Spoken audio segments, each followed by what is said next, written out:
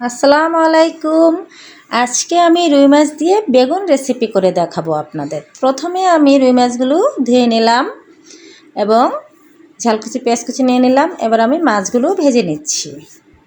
তারপর আমি পেঁয়াজ, হলুদের গুঁড়া, মরিচের গুঁড়া, রসুন বাটা এবং পরিমাণ মতো লবণ দিয়ে দিলাম। তারপর কেটে রাখা আলুগুলো দিয়ে দিলাম। এবার আমি আলুগুলো একটু কষিয়ে নিচ্ছি। কষানো হয়ে গেল। এবার আমি দিয়ে দেব ঝোলের পানি একটু পানিটা গরম হয়ে আসলে বেগুনগুলি ঢেলে দিলাম।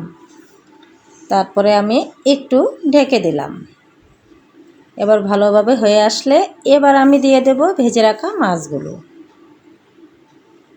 আবারও একটু ঢেকে দিলাম। একটু পর আমি উঠিয়ে নিলাম। দেখুন কত সুন্দর রুই মাছ দিয়ে বেগুন রেসিপি রান্না হয়ে গেল। সবাই আমাকে লাইক, শেয়ার এবং ফলো দিয়ে যাবেন।